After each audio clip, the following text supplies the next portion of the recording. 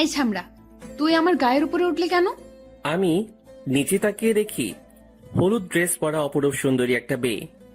আমি মেয়েটার দিকে এক ধ্যানে তাকিয়ে আছি। ওই ছামড়া, একে তো আমার গায়ের উপর পড়েছিস, তার উপর এভাবে ড্যাপ ড্যাপ করে তাকিয়ে আছিস কেন? আগে আমাকে ওঠা। না না মানে মেয়েটার কথাই ঘোর কাটলো আমার। তারপর আমি তার গায়ের উপর থেকে উঠলাম। কি না মানে করছিস? মেয়ে দেখলেই গায়ের উপর উঠতে ইচ্ছে করে, তাই না? আপনি ভুল করতেছেন। আমি ইচ্ছে করে আপনার গায়ের উপরে উঠিনি। তোদের মতো ছেলেদের আমার চেনা আছে। তোর ভাগ্য ভালো আমি একটু কাজে যাচ্ছি, তা না হলে তোর খবর ছিল। মেয়েটা দেখতে তো সুন্দর, তবে এরকম ঝালমরিচের মতো ব্যবহার করেন কেন? কি বললি? আমি ঝালমরিচ? মেয়েটাকে রাগালে তো ভালোই লাগে, তাহলে একটু রাগিয়ে দেখি। শুধু ঝালমরিচ না, একেবারে পেত্তির মতো ব্যবহার করেন। তাছাড়া মুখে মনে হয় আধা কেজি ময়দা মেখেছেন। এবার তো মেয়েটা তেলে বেগুনে জ্বলে উঠল। কি বললি তুই? আমি পেতনি?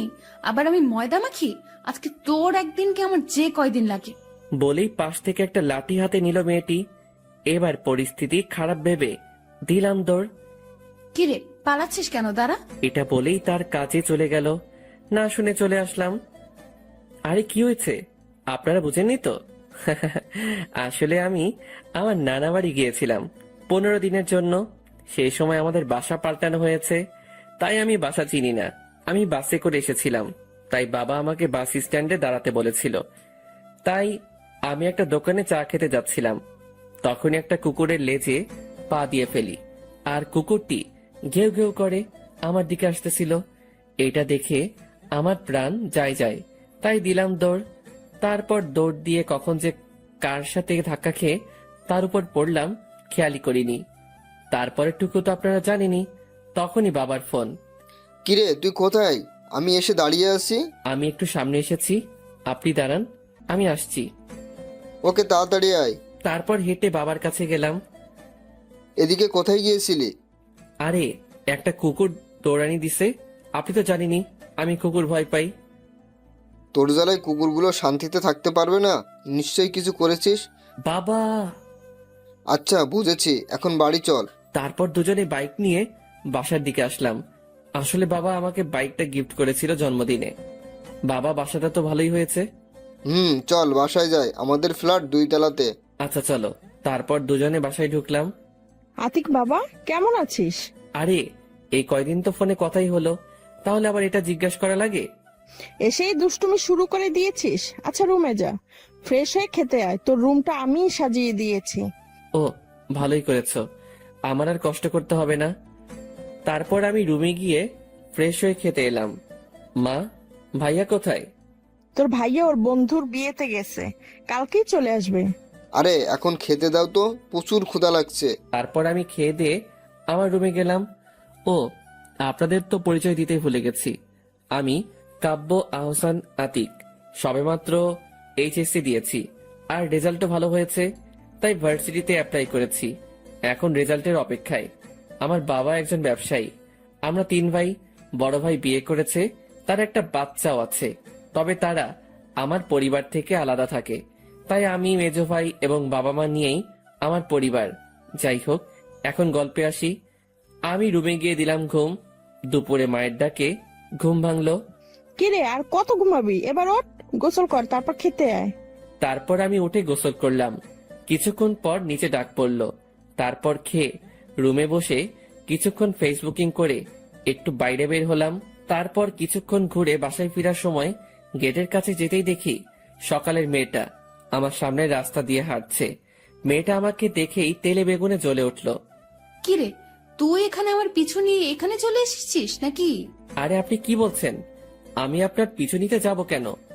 তাহলে এখানে কি করছিস? দাঁড়া, আজকে তোকে আমি। বলেই আমার দিকে তেড়ে আসলো মেয়েটা। আমি অবস্থা বেগতিক দেখে পাশের একটা দোকানের দিকে দৌড় দিলাম। কি হলো, দৌড়াচ্ছিস কেন? দাঁড়া। আপনার মতো রাক্ষসী শাকচুন্নি পেত্নির সাথে কথা বলার চেয়ে দৌড়ানি ভালো। কি বললি তুই? তোকে আরেকবার হাতের কাছে পেলে তোকে মেরেই ফেলবো। আপনি আমাকে পেলে তো মারবেন? আপনার মতো রাক্ষসী আমি আপনার সামনে আর আসবই না। বলেই দৌড় দিয়ে একটা চায়ের দোকানের সামনে গেলাম। বাবা, তোমার কিছু লাগবে? জি কাকা, আপাতত এক কাপ চা দিন। আচ্ছা বাবা, দিচ্ছি, তুমি বসো। তারপর কাকা চা বানিয়ে দিল। চাটা খেয়ে বিল দিয়ে বাসার দিকে গেলাম। আর ভাবতে লাগলাম, এই মেয়েটা এখানে কি করে? মনে হয় তো মেয়েটার বাসা আশেপাশেই। মেয়েটা যে পরিমাণ রাগী, এর থেকে সাবধানে থাকতে হবে। তারপর আমি বাসায় পৌঁছালাম সন্ধ্যার পরে। এখন পড়াশোনা নেই, তাই গল্প পড়ছিলাম ফেসবুকে। কিছুক্ষণ পর পানির পিপাসা পেল, তাই যেই নিচে নামতে যাব তখনই দেখি সকালে রাগী মেয়েটা আম্মুর সাথে গল্প করছে। আমি তাড়াতাড়ি আবার রুমে ঢুকলাম যাতে মেয়েটা আমাকে না দেখে। তারপর আরো কিছুক্ষণ পর দরজা খুলে বেরিয়ে দেখি মেয়েটা নেই। তাই আমি নিচে নেমে পানি খেলাম আর মায়ের কাছে গেলাম।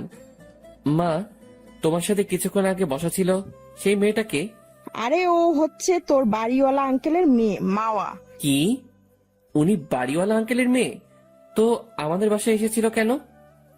এসেছিল আমাদের দাওয়াত দিতে, আজকে ওদের বাসায় ডিনার করতে যেতে বলেছে। আমি তো ভয়ে শেষ। আমি তাদের বাড়ি গেলে আমাকে কাঁচা খেয়ে ফেলবে। মা, আমি যাব না তাদের বাসায়, তোমরা যাও। এটা কেমন কথা আতিক? ওরা তোর জন্যই আমাদেরকে দাওয়াত দিয়েছে, কারণ তারা তোর সাথে পরিচিত হওয়ার জন্য দাওয়াত দিয়েছে।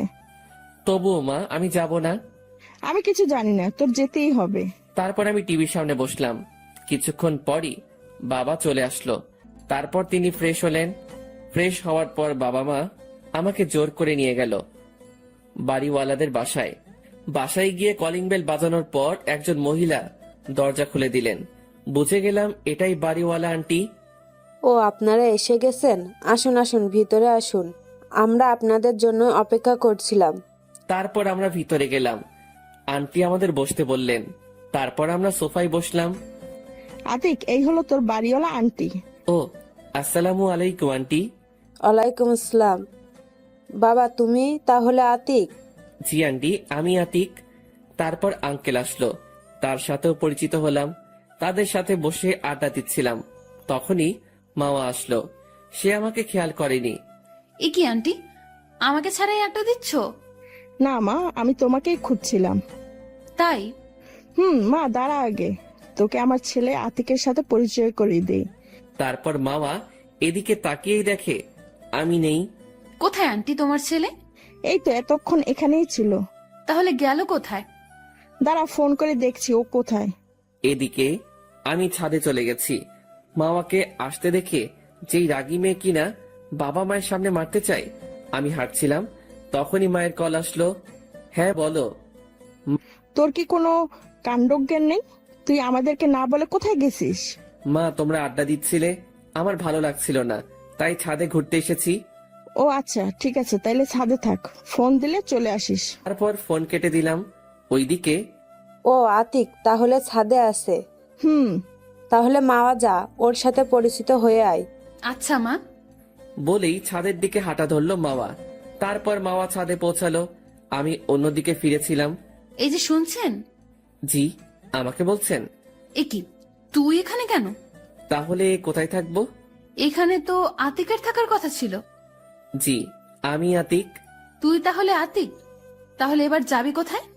কেন? কেন মানে? রাস্তায় কি বলছিলি মনে নেই? যা সত্যি তাই তো বলেছি। বলেই দৌড় দিয়ে নিচে আন্টিদের বাসায় চলে আসলাম।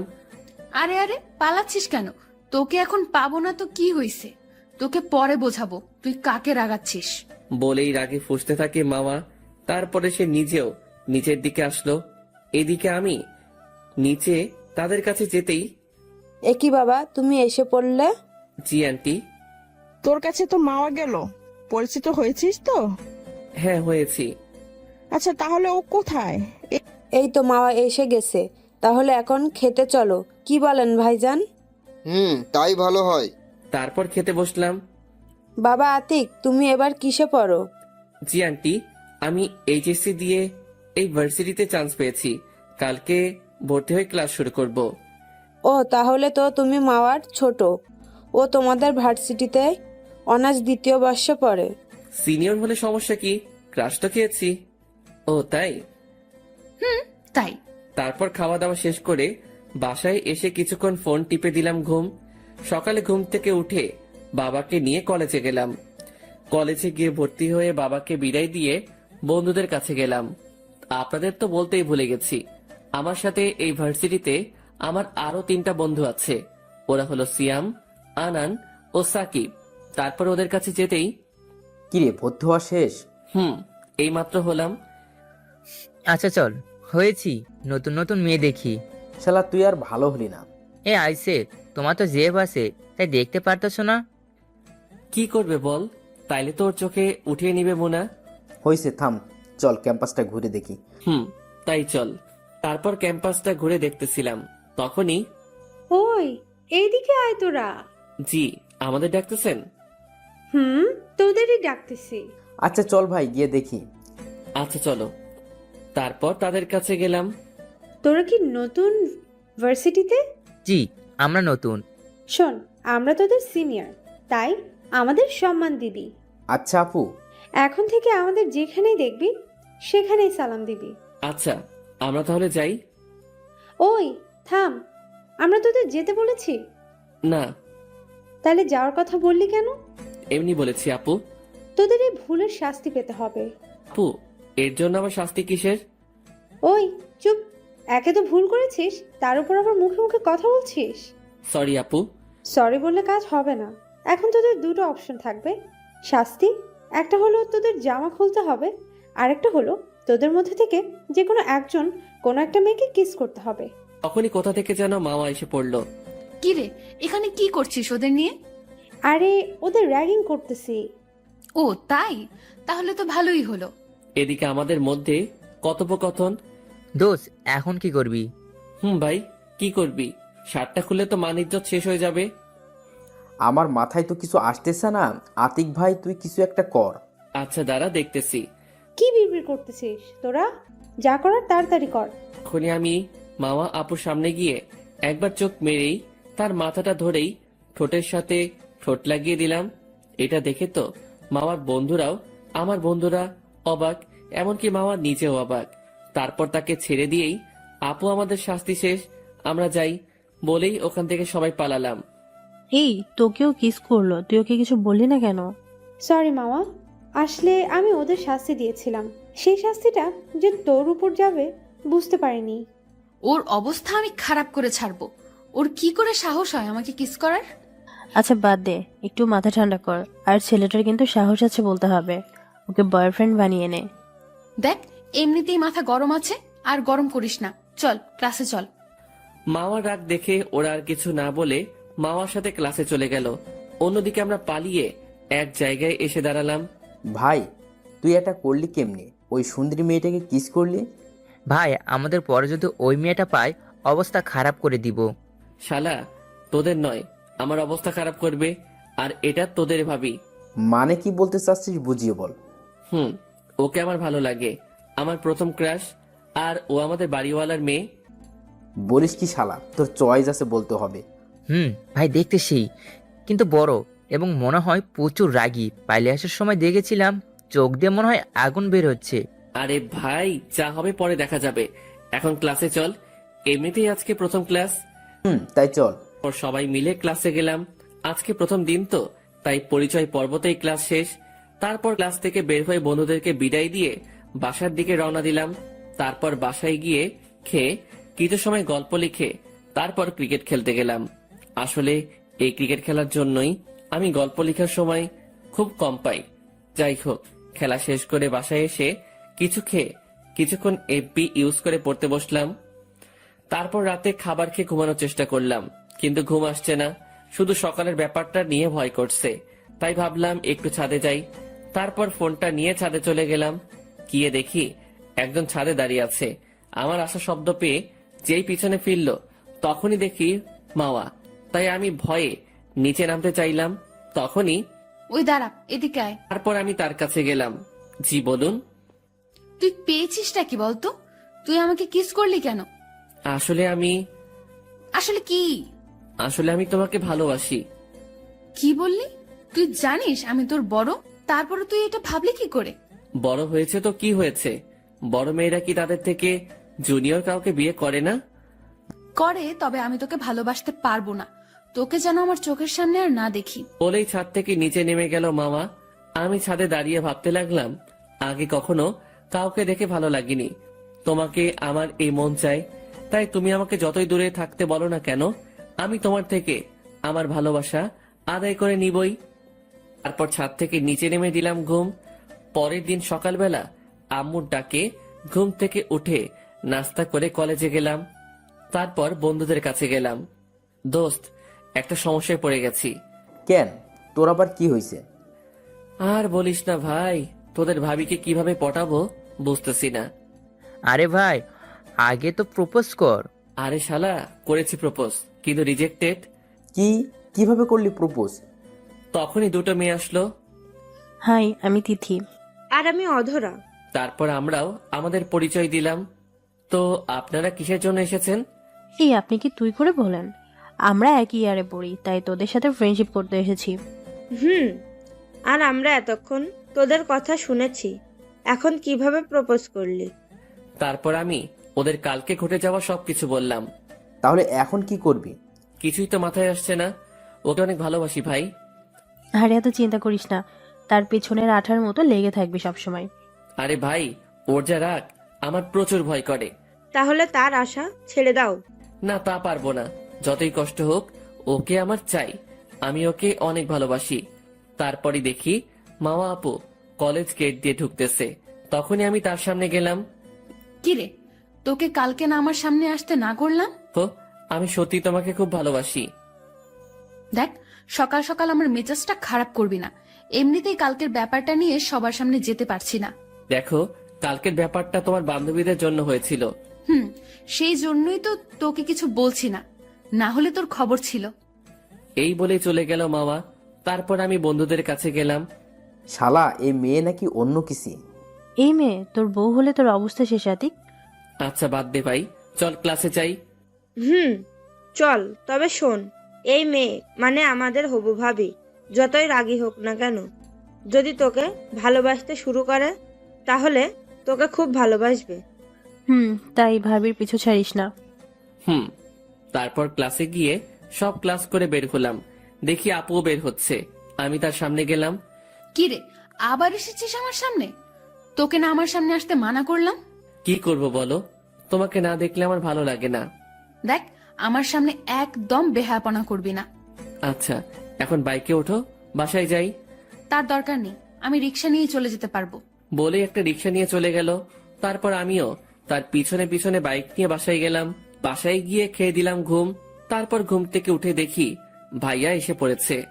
কি অবস্থা তোমার? শুনছি কার পিছনে নাকি ঘুরছো। মানে থাক, বলতে হবে না, আমি সব জানতে পেরেছি। তোমার কোনো হেল্প লাগলে বলো, আমি আছি কিন্তু। আচ্ছা ভাইয়া, তুমি জানলে কি করে? আরে আমার বন্ধুরা বলেছে। তবে তোমার পছন্দ আছে বলতে হবে, তবে একটু সাবধানে, যতই হোক আমাদের বাড়িওয়ালার মেয়ে। আচ্ছা ভাইয়া। আমাকে একটু হেল্প করো না। কি হেল্প করতে হবে? আমাকে একটু নানু বাড়ি পাঠানোর ব্যবস্থা কর। ও, এই ব্যাপার? এত ভালোবাসা থাকলে বিয়েই তো করে নিতে পারো। কিভাবে করব বল, মা বাবাকে কিভাবে বলবো? আচ্ছা, আগে তোমাকে নানু বাড়ি পাঠাই, তারপর সেখান থেকে আসার পর না হয় বিয়ের ব্যবস্থা করাবো। আচ্ছা ভাই, যা করার করিস, আগে নানু বাড়ি পাঠা আমাকে। আচ্ছা, দেখছি। ও, আপনারা তো কিছুই বোঝেননি। আসলে নানু বাড়ি আমার খালাতো বোনের বান্ধবীর সাথে ভাইয়া রিলেশন করে। তার নাম নিঝুম, তাই ভাইয়ার নানু বাড়ি যাওয়ার এত ইচ্ছে। যাই হোক, তারপর বাইরে গিয়ে হালকা কিছু নাস্তা করে বাসায় এসে পড়তে বসলাম। কিছুক্ষণ পরে ছাদে গেলাম। তারপর মোবাইলে একটা গান শুনতে লাগলাম। কিছুক্ষণ পর মামা এলো। কিরে, ছাদে কি করিস? তোকে যেন আর ছাদে না দেখি। কেন, ছাদে আসলে প্রবলেম কি? তোকে আসতে মানা করেছি তো, আসবি না। আমি আসবই তোমাকে দেখতে ছাদে, দেখি তুমি কত দাঁড়াতে পারো। এখন নিচে যা, আমাকে এখানে বসে শান্তিতে পড়তে দে। আচ্ছা ঠিক আছে, তোমার পড়ায় বিরক্ত করতে চাই না, তাই চলে গেলাম। তারপর নিচে চলে আসলাম। নিচে কিছুক্ষণ ফোন টেপার পর নিচে খেতে ডাক দিল। তারপর খাবার টেবিলে গিয়ে খেতে শুরু করলাম। বাবা ভাইয়াকে নানু বাড়ি পাঠিয়ে দাও কয়েকদিনের জন্য। কেন, কি হয়েছে? আসলে বাবা, আমি কতদিন নানু বাড়ি বেরিয়ে এসেছি, কিন্তু ভাইয়া যেতে পারিনি, তাই ভাইয়া রাগ করেছে। ও, এই ব্যাপার। আচ্ছা ঠিক আছে, তাহলে যাক, কয়েকদিন ঘুরে আসুক। তাইলে আজকে রাতের ভিতর ব্যাগ গুছিয়ে নে, কালকে সকালে চলে যাস। আচ্ছা মা। তারপর খাওয়া শেষে ভাইয়া আমাকে ধন্যবাদ দিয়ে চলে গেল। পরের দিন সকালবেলা মায়ের ডাকে ঘুম ভাঙলো। কিরে ওঠ, তোর ভাইয়া নানু বাড়ি যাবে, তোকে খাবার টেবিলে ডাকছে। আচ্ছা, আমি ফ্রেশ হয়ে আসতেছি। আমি ওয়াশরুমে গিয়ে ফ্রেশ হয়ে খাবার টেবিলে গেলাম। তারপর খেয়ে ভাইয়াকে নিয়ে বের হলাম। এটা আমাদের দুই ভাইয়ের মধ্যে একটি কাজ। আমি কোথাও গেলে সে দিয়ে আসবে, সে কোথাও গেলে আমি দিয়ে আসবো। কথা বলতে বলতে বাস স্ট্যান্ডে পৌঁছে গেলাম। তারপর বাইক থেকে নামলাম। শোন, কোনো সমস্যা হলে জানাবি। আর এই নে 2000 টাকা। টাকা নিয়ে আমি কি করব? এই টাকাটা দিলাম তোকে ফুল কেনার জন্য। প্রতিদিন কিরাশকে ফুল দিয়ে প্রপোজ করবি। কিন্তু টাকা তো আমার কাছে ছিল। টাকা থাকলেই বা কি, আমি টাকা দিয়েছি, রেখে দে। আচ্ছা ভাইয়া, সাবধানে যাবে, গিয়ে আমাকে ফোন করবে। আচ্ছা, গিয়ে তোকে তোর ভাবির সাথেও কথা বলাবো। আচ্ছা ভাইয়া। তারপর বাস স্টার্ট হলো। ভাইয়াকে বিদায় দিয়ে সেখান থেকে একটা ফুলের দোকানে গিয়ে ফুল কিনে কলেজের দিকে রওনা দিলাম। তারপর কলেজে পৌঁছানো মাত্রই দেখি আপুও কলেজে প্রবেশ করতেছে। আমি তার সামনে গেলাম। I love you. তুই আবার এসেছিস? তোকে বললাম তো আমি তোকে ভালোবাসি না। এই কথা তোকে কতবার বলতে হবে? কিন্তু আমি তোমাকে ভালোবাসি। আর যেন তোকে আমার পেছনে না দেখি। বলেই চলে গেল মামা। তারপর ওখান থেকে বন্ধুদের কাছে গেলাম। শালা আজকে থাপ্পড় খেলি? তো কি হয়েছে, ওকে তো আমি ভালোবাসি, তাই এই থাপ্পড় কিছু না। আচ্ছা ভাই, যা ভালো বুঝোস। হুম। ভাই তুই চিন্তা করিস না, আরো কষ্ট করতে হবে তোকে সাকসেস হতে হলে। আচ্ছা, এখন ক্লাসে চল। তারপর ক্লাস করে বের হলাম। গেটের কাছে দাঁড়িয়ে আছি মামার আসার জন্য, আর সে এসেও পড়লো। সে আমাকে দেখেও না দেখার ভান করে চলে যেতে লাগলো। এই যে মিস রাগী কিউটি। দেখ, সকালে থাপ্পড় মেরেছি, এখন কিছু করতে চাই না। এখন সামনে থেকে যা। তুমি মারলে আমাকে মারতে পারো, আমার সমস্যা নেই। ধুর বেহায়া। বলেই সামনে থেকে চলে গেল মাওয়া। তারপর একটা রিক্সা ডেকে রিক্সায় উঠে বাসার দিকে গেল, আর আতিক বাইক নিয়ে তার পিছনে বাসার দিকে গেল।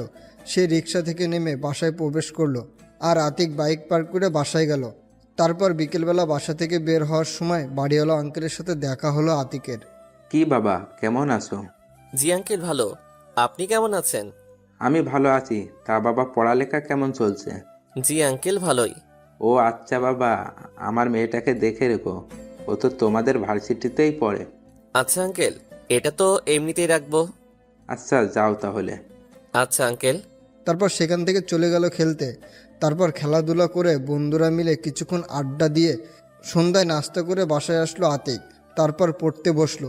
পড়তে গিয়ে মনে পড়লো এই সময় মাওয়া ছাদে থাকে, এখন একটু দেখে আসি। তারপর ফোনটা হাতে নিয়ে ছাদে গেল আতিক। আতিক দেখে মাওয়া দোলনার উপর বসে খুব মনোযোগ দিয়ে বই পড়ছে।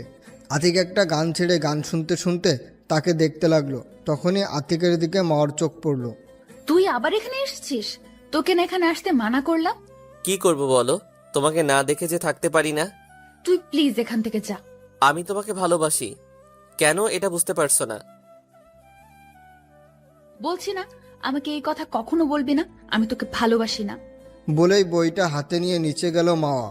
তারপর আতিক গালে হাত দিয়ে নিচে চলে গেল। এভাবেই চলে গেল 1 মাস। 1 মাস পর আজকে আতিকের ভাইয়া বাসায় আসবে। আতিক তাকে আনতে যাচ্ছে। এই 1 মাস আতিকের ভাইয়া নানু বাড়ি ও খালা বাড়ি বেরিয়েছে। এদিকে আতিকের অবস্থা, এই 1 মাসে প্রতিদিন মাওয়াকে ফুল দিয়ে প্রপোজ করেছে, বিনিময়ে পেয়েছে শুধু থাপ্পড়। তবুও থামেনি। প্রতিদিন সকালে কলেজে ছুটির পরে আবার রাতে ছাদেও প্রতিদিন আতিকই অপমান করে থাপ্পড় মেরেছে। যাই হোক, অবশেষে আতিক বাস স্ট্যান্ডে এসে পড়লো। আতিক কিছুক্ষণের মধ্যে আতিকের ভাইয়াও এসে পড়েছে। বাস থেকে নেমে আতিককে জড়িয়ে ধরলো। কিরে, কেমন আছিস? এই তো ভালো ভাইয়া, তুমি? আমিও ভালো। চেহারা দেখে মনে হচ্ছে তো তুই ভালো নেই। মাকে এখনো তোর ভালোবাসা বোঝাতে পারিসনি? ভাইয়া, অনেকভাবে চেষ্টা করেছি, কিন্তু আমার ভালোবাসা ও একটু বুঝতে চায় না। চিন্তা করিস না ভাই, সব ঠিক হয়ে যাবে। তাই যেন হয়। তারপর আতিক ওর ভাইকে বিশ্রাম নিতে বলে আতিক কলেজে চলে গেল। আতিককে দেখেই ওর বন্ধুরা আতিকের কাছে আসলো। শোন, তুই আজকে ভাবিকে প্রপোজ করবি না। কেন? শালার কত থাপ্পড় খাবি এভাবে, তোর আর ভালোবাসা বুঝনো লাগবে না। ভাই, আমি ওকে প্রচুর ভালোবাসি, এটা তোরা জানিস, তাহলে তোরা কেন আমাকে বাধা দিচ্ছিস? দেখ ভাই, যে মেয়েটা এত দিনেও তোর ভালোবাসাটা বুঝলো না, তাকে আর ভালোবাসার প্রয়োজন নেই। ভাই তোরা যাই বলিস, আমি ওর পিছু ছাড়বো না। আরে ভাই তোরা থাম। আতিক, তুই আরেকটু চেষ্টা করে দেখ কি হয়। তারপর আতিক দেখলো মাওয়া গেট দিয়েই কলেজে প্রবেশ করছে। সে তার বান্ধবীদের কাছে যাচ্ছে। তখনই আতিক তার সামনে গেল। তুই কি আমাকে একটু শান্তিতে থাকতে দিবি না? তোমাকে আমি ভালোবাসি, আর কি করে বোঝাবো বলো? তোকে কতদিন বলছি আমি তোকে ভালোবাসি না, তোকে প্রতিদিন মারি, তারপরও কেন বেহায়ার মতো আমার সামনে আসিস? তোর কি লাজ লজ্জা বলতে কিছুই নেই? নাকি তোর বাবা মা তোকে সঠিক শিক্ষা দিতে পারেনি? না হলে এত বেহায়া হয় কিভাবে? কলেজের সকল ছাত্রছাত্রী আতিকের দিকে তাকিয়ে আছে। ব্যাস, অনেক বলে ফেলেছেন আপনি, আর বলতে হবে না আপনার। আমি আর আপনাকে বিরক্ত করব না, থাকুন আপনি আপনার মতো। আজ আপনি বড় বলে আপনার গায়ে হাত তুললাম না, কারণ আমার মা বাবাই আমাকে শিখিয়েছে বড়দের গায়ে হাত না তুলতে। বলেই চোখ মুছতে মুছতে কলেজ থেকে বের হয়ে গেল আতিক। আতিকের বন্ধুরাও আতিকের পিছনে আসলো। তোকে নিষেধ করেছিলাম ওর কাছে যেতে, দেখলি তো এখন কি করলো তোকেও? সবার সামনে অপমান করলো, এমন কি তোর মা বাবাকে নিয়েও খারাপ কথা বললো। আরে বাদ দে ভাই, দেখছিস তো ও কতটা কষ্ট পেয়েছে, তার উপরে তোরা ওর সাথে এভাবে কথা বলছিস কেন? কি করব বল, ওকে এভাবে দেখতে কার ভালো লাগে বল? সরি ভাই, আসলে ও তোকে এমনভাবে অপমান করলো তাতে আমাদের মাথা খারাপ হয়ে গেছিল। প্লিজ ভাই, আমাকে ভুল বুঝিস না। ভাই তুই আমাদেরকেও মাফ করে দে, আমরা বুঝিনি মেয়েটা এত নিষ্ঠুর, তাহলে তোকে কখনোই এমন কথা বলতাম না। থাক, তোদের এখন সরি বলতে হবে না, এখন থেকে তোদের কথাই শুনবো। এখন বল, এই মুহূর্তে আমি কি করব? তোকে এখন শক্ত হতে হবে ভাই। তুই এখন থেকে আর ওর সামনে যাবি না। যদি ভুলবশত সামনে পড়েও থাকিস তখন তার সাথে কথা বলবি না, সব সময় তাকে এড়িয়ে চলবি। আচ্ছা যা, শত কষ্ট হলেও আমি এটা করব। আরও একটা কাজ করতে হবে, সব সময় আমাদের সাথে আগের যেমন থাকতি সেভাবে থাকতে হবে। আচ্ছা, চেষ্টা করব। চেষ্টা কি, সেভাবেই থাকতে হবে, না হলে তোর সাথে আমরা কথা বলবো না। আচ্ছা যা, সেইভাবেই থাকবো। আচ্ছা আজকে আমরা ক্লাসে যাব না কেউ, চল সবাই মিলে ঘুরতে যাব। বুঝতে পেরেছি, ওরা আমার মন ভালো করতে এটা করতেছে। আচ্ছা চল। তারপর সবাই মিলে ঘুরতে গেল। আর অন্যদিকে মাওয়া আতিককে অপমান করে ওর বান্ধবীদের কাছে গেল। ভালোই হয়েছে, এখন একটু শান্তিতে থাকতে পারবো। তুই ওকে এভাবে অপমান করলি কেন? তোকে ছেলেটা কত ভালোবাসতো। আরে ভাই বাদ দে তো, সবসময় আমাকে বিরক্ত করতো, এখন আর বিরক্ত হতে হবে না। তবে যাই বলিস, ছেলেটা তোকে অনেক ভালোবাসতো।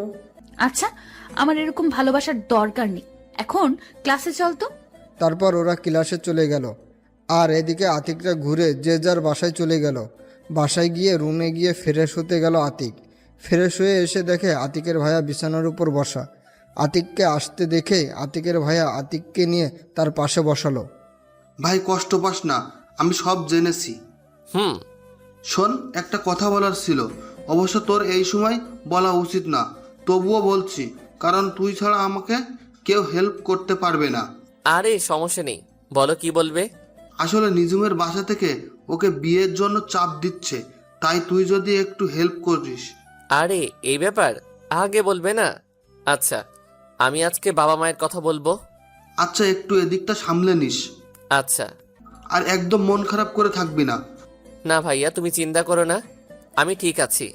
আচ্ছা। বলে রুম থেকে চলে গেল আতিকের ভাই। তারপর আতিক বিছানায় বসে ভাবতে লাগলো, আতিক কি পারবে মাওয়াকে না ভালোবেসে থাকতে? এটা ভাবতেই চোখ দিয়ে পানি বের হলো আতিকের। কিছুক্ষণ পরেই তার আতিকের বাবা মায়ের অপমানের কথা মনে পড়ল। না, ওই মেয়েকে নিয়ে আর ভাববো না, আমাকে শক্ত হতে হবে। কিছুক্ষণ পর খেতে ডাকলো। খেতে ইচ্ছে করছিল না, তবুও গেল আতিক, কারণ আতিকের ভাইয়ের কথাটা তো বলতে হবে গিয়ে। খাবার টেবিলে বসলো আতিক। বাবা, আমার মনে হচ্ছে মায়ের সংসার চালাতে খুব কষ্ট হচ্ছে। ঠিক বলেছিস বাবা, আমারও মনে হচ্ছে। ও তাহলে তোমরা আমাকে নিয়ে ভাবো, কথাটা শুনে খুব শান্তি পেলাম। আচ্ছা তাহলে এখন তোর মতলবটা কি তাই বল। বাবা, আসলে আমি বলতে চাচ্ছি, ভাইয়াকে বিয়ে করালেই তো মায়ের কষ্টটা কমে যায়। তাই তো, তা করলেই তো হয় কি বলো তুমি? তা হাবিব বাবা, তোর কি কাউকে পছন্দ আছে? আসলে মা, ভাইয়া তো একজনকে পছন্দ করে, ভাইয়া লজ্জায় বলতে পারতেছে না। ও তা মেয়ে থাকে কোথায়? মা, আমাদের নানু বাড়ির ওখানে রিমি আপুর বান্ধবী। ও আচ্ছা, তাহলে আমি তোর মামার সাথে কথা বলে মেয়ের খবর নিচ্ছি। আচ্ছা বাবা। তারপর খাবার খেয়ে রুমে গেল আতিক। কিছুক্ষণ পর আতিকের ভাইয়াও আতিকের রুমে আসলো। ভাই তোকে অনেক ধন্যবাদ। আর ধন্যবাদ দেওয়ার কি আছে এতে? আচ্ছা এই নে, তোর ভাবি তোর সাথে কথা বলবে। আচ্ছা দাও। তারপর আতিক তার ভাইয়ার হাত থেকে মোবাইল নিয়ে সালাম দিয়ে সে সালাম নিল। কেমন আছো আতিক? জি ভালো, আপনি? তুমি কিরকম ভালো আছো তা তো আমি জানি। আরে আপনি আমাকে তুমি করে বলছেন কেন? আমি আপনার ছোট ভাইয়ের মতো, তাই আমাকে তুই করে বলেন। আচ্ছা বলবো, শোন, একদম মন খারাপ করে থাকবি না। ওই রকম মেয়ের ভালোবাসা পাওয়ার থেকে না পাওয়া ভালো। আরে না ভাবি, সমস্যা নেই, আমি ঠিক আছি। শোন, তোকে শক্ত হতে হবে, তোকে দেখিয়ে দিতে হবে ও না থাকলেও তোর কিছুই হয় না। আচ্ছা ভাবি। শরীরের খেয়াল রাখবি। আপনি বিয়ের প্রস্তুতি নিন। যা ফাজিল। বলেই লজ্জায় ফোন কেটে দিল। তারপর ভাইয়াকে ফোনটা দিল আতিক। তারপরে আতিকের ফোনে একটা কল আসলো। ফোনটা হাতে নিয়ে দেখলো সিয়াম কল দিয়েছে। আতিক কলটা রিসিভ করলো। হ্যালো বল। কোথায় তুই? এই তো বাসায়। কেন? আমরা সবাই তোর বাসার নিচে আসি, তুই বের হ। আচ্ছা তোরা ভিতরে আয়। না থাক, তার দরকার নেই, তুই তাড়াতাড়ি বের হ। তারপর আতিক রেডি হয়ে বাসা থেকে বের হলো। কিরে তোরা আসলি কেন এদিকে? এমনি আসলাম, আজকে সবাই মিলে ঘুরতে যাব। ভাই আমি ভাবছি কোনো জরুরি কাজ, আর তোরা ঘুরতে যাবি। শালা তোর কি আমাদের সাথে ঘুরতে যেতে সমস্যা? না, তবে আজকে ভালো লাগছে না। চুপ শালা, চল আমাদের সাথে। তারপর ওদের জোরাজোরিতে ওদের সাথে যেতে হলো আতিকের। অন্যদিকে ক্লাস ছুটি হওয়ার পর মা দেখে আতিক ওর পিছু নেয়নি, তা দেখে ভাবতে লাগলো। উফ, ভালোই হয়েছে, আপদটা বিদায় করতে পেরেছি। এখন আর আমাকে জ্বালাবে না, এখন সব সময় শান্তিতে থাকতে পারবো। এগুলো ভাবতে ভাবতে বাসায় চলে গেল মা। এদিকে আতিকরা ঘোরাঘুরি করে যে যার বাসায় ফিরল। অবশ্যই খেয়েও এসেছে, কারণ সাকিব ট্রিট দিয়েছিল। আতিক বাসায় এসে আজকে আর পড়তে বসলো না, একটু ফোন টিপে দিল ঘুম। রাতে আতিকের মা এসে খেতে ডাকতে আতিক উঠল আর বলল, বাবা কি হয়েছে তোর? তুই তো আর অসময়ে ঘুমাস না। না মা, এমনি ভালো লাগছিল। ও আচ্ছা, নিচে খেতে আয়। না মা, আজকে খেতে ইচ্ছে করছে না। কি খাবি না? কেন জানিস না তোর বাবা তুই বাসায় থাকলে তুই না খেলে খায় না? আর তোর বাবা তোকে ডাকছে, কি যেন জরুরি কথা আছে। আচ্ছা চলো।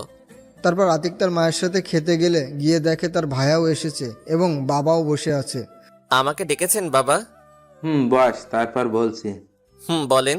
শোনো, আমরা ঠিক করেছি তোমার ভাইয়ের জন্য তুমি যাকে বলেছো তাকে দেখতে যাব। তোমার মামার সাথে আমাদের কথা হয়েছে। ও আচ্ছা, তাইলে যাবেন ভাইয়া? কি বলে? তোর ভাইয়া রাজি আছে। ও আচ্ছা, তাইলে কবে যাবেন? আমরা কালকে যাব ঠিক করেছি। ও আচ্ছা, তাইলে চলে যাবেন?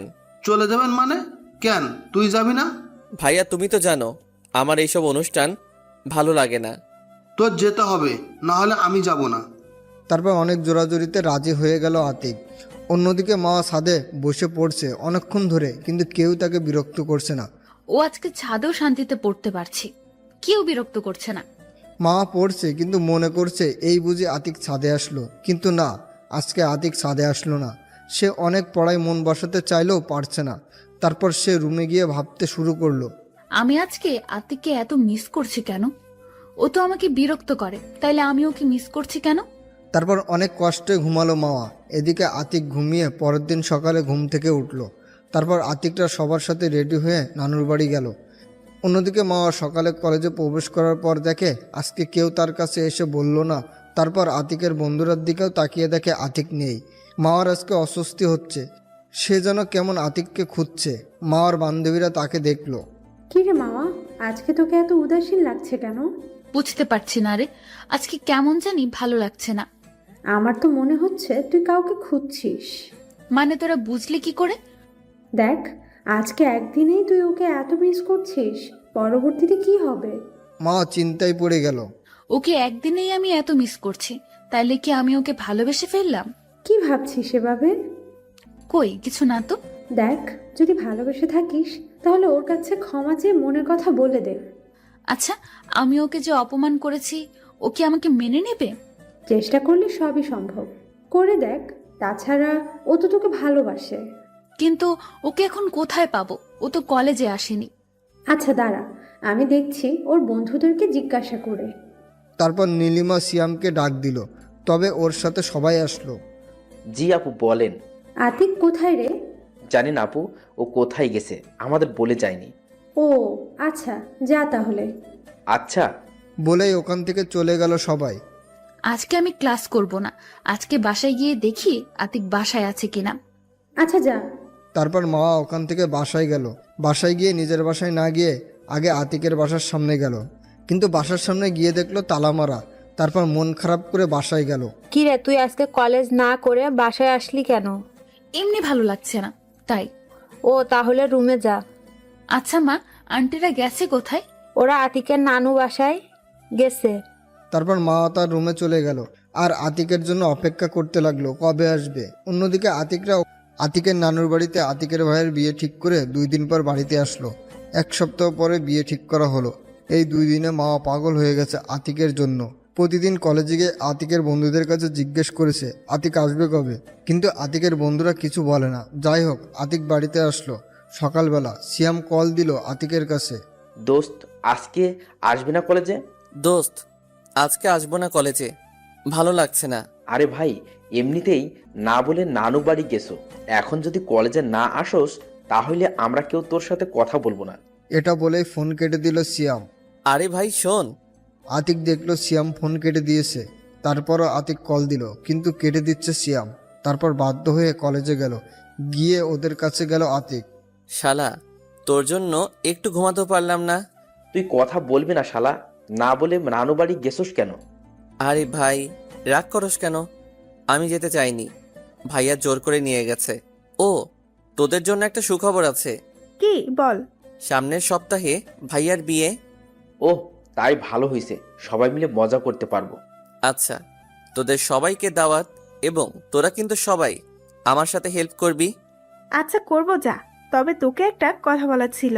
বল, কি বলবি? আমার মনে হয় মাওয়া আপু তোকে ভালোবাসতে শুরু করেছে। আরে ভাই, বাদ দে তো এসব।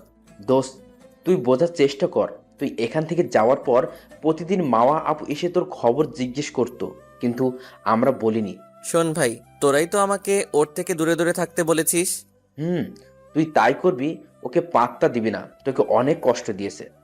ভাই, ওকে বুঝিয়ে দিবি ভালোবাসার মানুষকে কষ্ট দিলে কেমন লাগে। তবে শোন, যাই করবি সাবধানে করবি, ভেবে চিন্তে করবি। আচ্ছা ভাই, ওই দেখ মাওয়া আপু আসছে।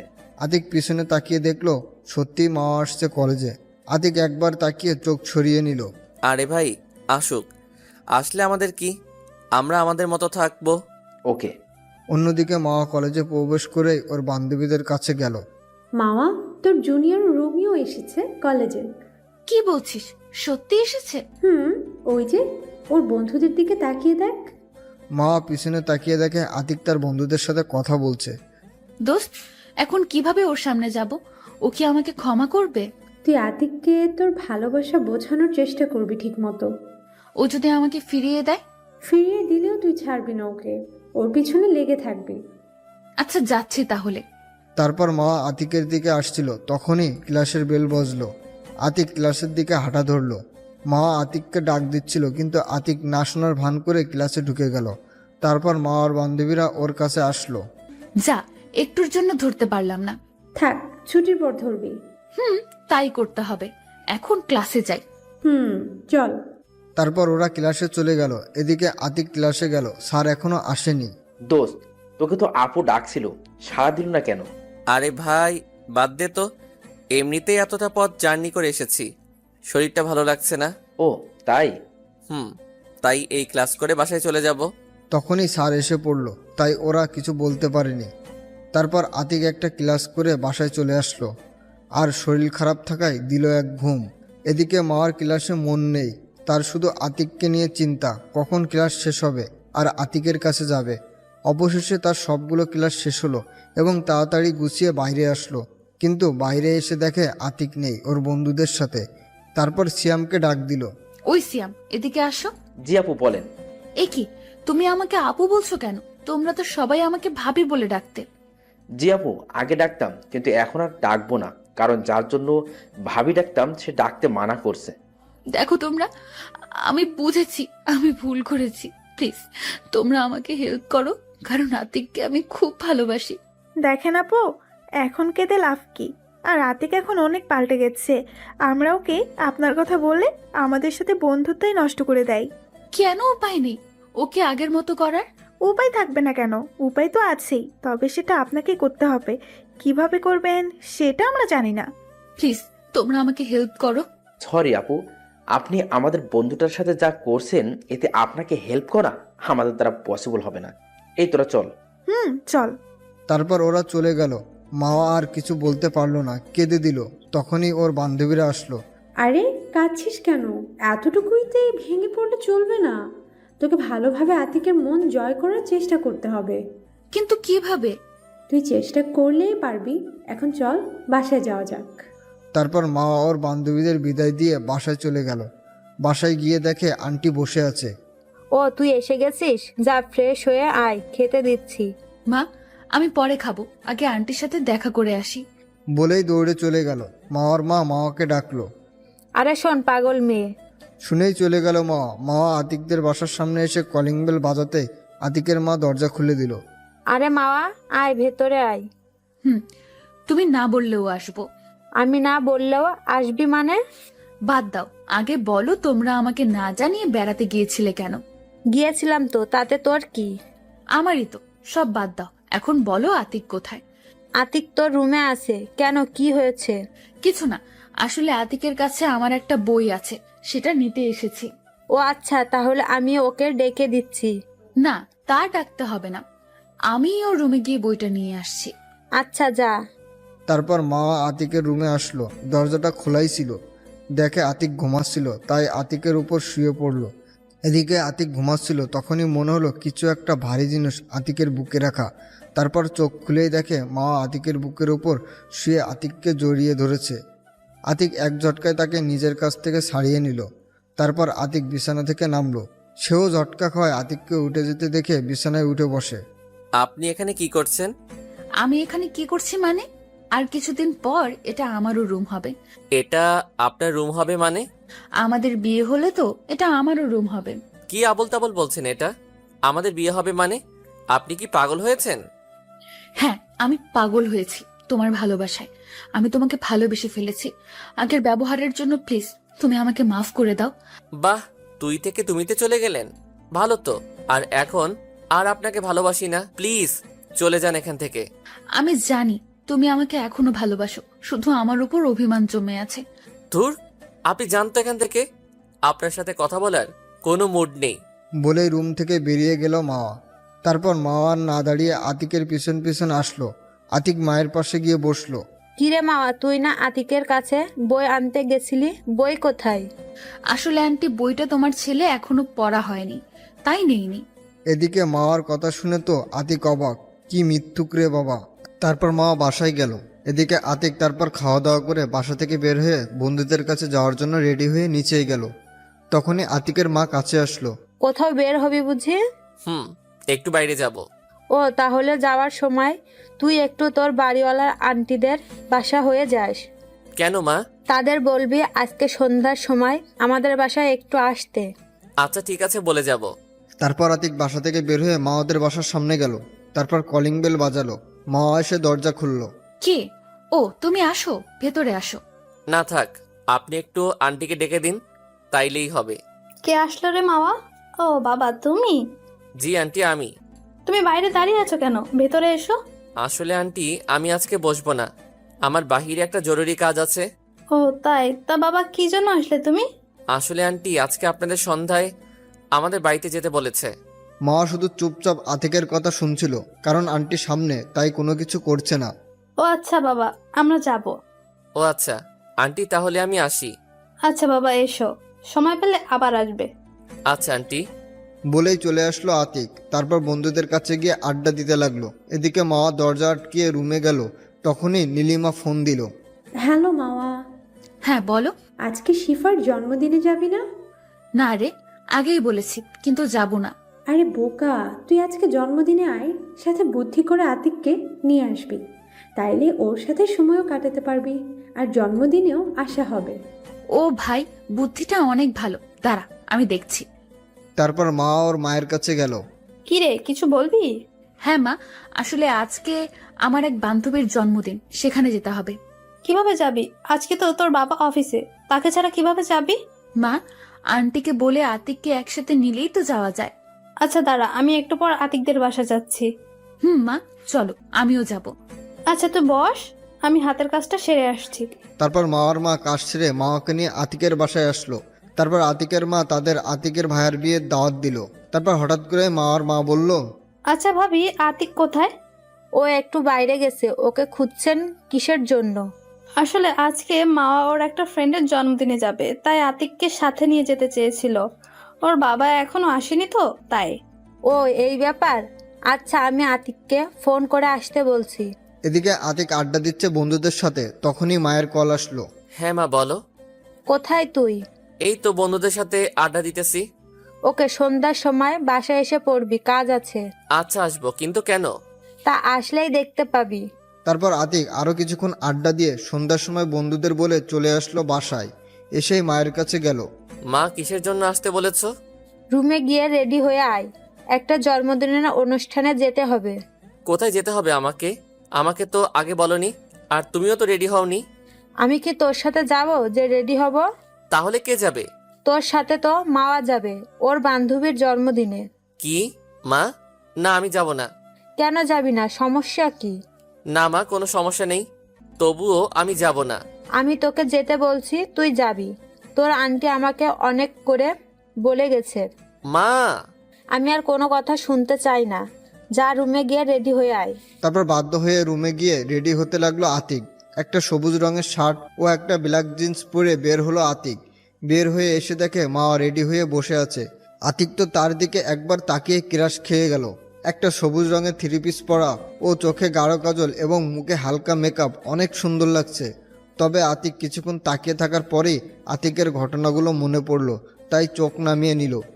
এদিকে মা সেই ব্যাপারটা বুঝতে পেরেছে, তাই আতিক নিচে নামতে মা ওর সামনে আসলো।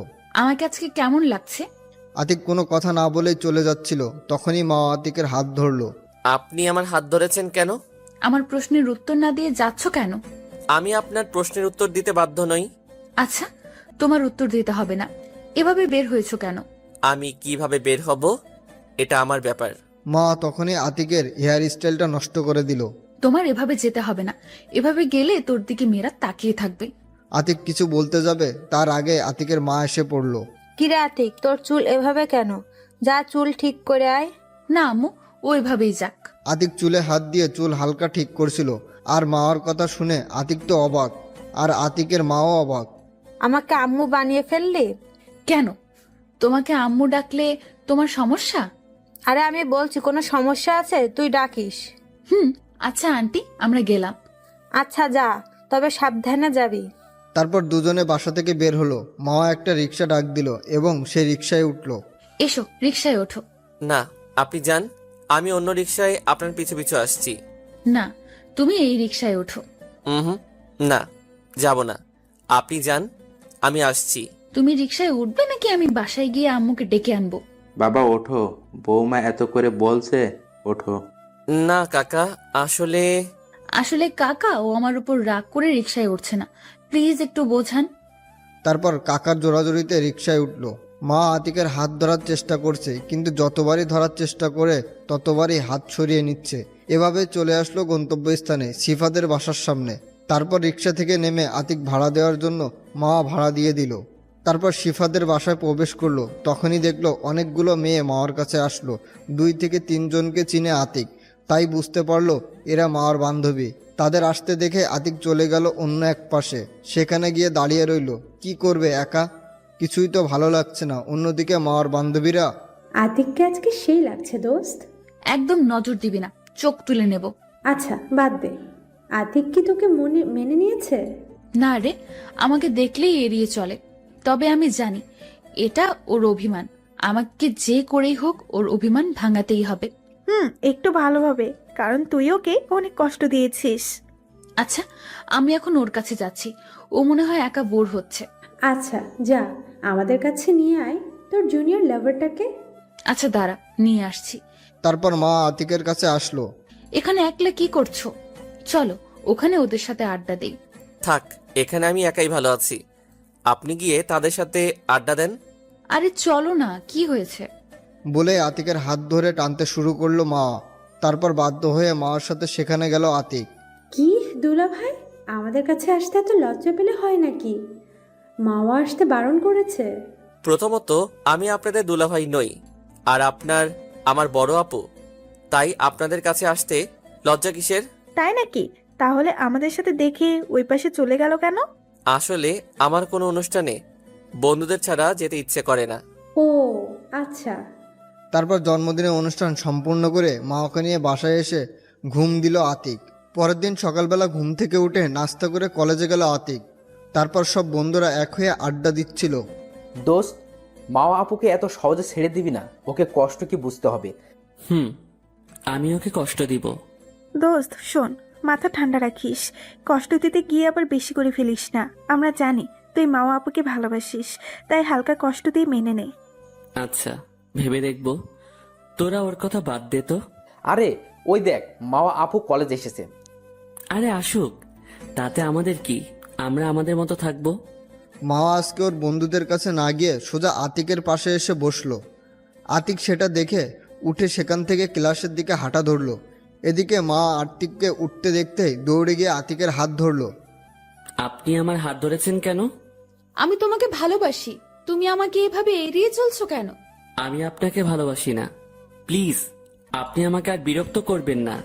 মা তখন আতিকের মাথাটা ধরে টান দিয়ে ঠোঁটের সাথে ঠোঁট মিশিয়ে দিল, যেটা দেখে আতিক থমকে গেল। আতিক ভাবতেও পারেনি মা কলেজের সবার সামনে এমনটা করবে। তবুও নিজেকে শক্ত করে তাকে ছাড়িয়ে নিয়ে ঠাস ঠাস করে 2টা থাপ্পড় দিল। কি পেয়েছিস কি? আমাকে আমাকে কি খেলনার পুতুল পেয়েছিস যে তোর কথায় নাচবো? যখন তোকে ভালোবাসতাম তখন আমাকে প্রতিটা পদক্ষেপে অপমান করতি, এখন আমার কাছে আসলি কেন? দেখো, আমি আগে যা করেছি ভুল করেছি, আমি এখন তোমায় ভালোবাসি, তুমি মারলে আমাকে আরো মারতে পারো। আতিক আর কিছু না বলে চলে আসলো ক্লাসে। মা আর সেদিন ক্লাস না করে বাসায় চলে গেল। মাকে আসতে দেখে ওর মা ওর কাছে গেল। কি হয়েছে, এত তাড়াতাড়ি আসলি? আর তোকে এত বিষণ্ণ দেখাচ্ছে কেন? মা ওর মায়ের দিকে তাকালো। আন্টি তাকিয়ে দেখে মার চোখে পানি। এ কি মা, কাঁদছিস কেন? কি হয়েছে আমাকে বল মা। মা, আমি আতিককে ভালোবাসি, ওকে ছাড়া আমি বাঁচবো না মা। কি কি বলছিস এসব? আতিক তোর ছোট মা, এটা হয় না। ছোট বড় জানি না, আমি আতিককে চাই, না হলে আমি মরে যাব। আচ্ছা মা দাঁড়া, তুই কাঁদিস না, আমি তোর বাবাকে আসতে বলছি। তারপর আন্টি আঙ্কেলকে কল দিল। হ্যালো। হ্যাঁ বলো, কিসের জন্য কল দিয়েছো? তুমি তাড়াতাড়ি বাসায় এসো, তোমার মেয়ে পাগলামি শুরু করেছে। কেন, কি হয়েছে? ফোনে বলা যাবে না, তুমি তাড়াতাড়ি বাসায় এসো। আচ্ছা আসছি। তারপর মার বাবা অফিস থেকে ছুটি নিয়ে বাসায় আসলো। কি হয়েছে মাওয়ার? সেটা তোমার মেয়েকেই জিজ্ঞাসা করো। কি হয়েছে মাওয়া মা? তোর চোখ মুখ দেখে মনে হয় অনেক কেঁদেছি। কি হয়েছে আমাকে খুলে বল। বাবা, আমি আতিককে ভালোবাসি, কিন্তু ও এখন আমাকে ভালোবাসে না, আমি ওকে ছাড়া বাঁচবো না বাবা। কি বলছিস এইসব? আর আতিক তো তোর ছোট। ছোট হলেও আমাকে ভালোবাসতো, কিন্তু আমি। তারপর আতিকের সাথে ঘটনা শুরু থেকে সব খুলে বলল মা। তাহলে এখন কি দোষ তো তোর? দোষ আমার, কিন্তু আমি এখন আতিককে সত্যি খুব ভালোবাসি, আমি আতিককে ছাড়া বাঁচবো না। এভাবে ভেঙে পড়িস না, আমি দেখছি কি করা যায়। চলো আমরা আতিককে বাসায় যাই। তারপর মার মা, বাবা ও মা আতিকের বাসায় আসলো। বাসায় এসে মার মাকে সব খুলে বলল।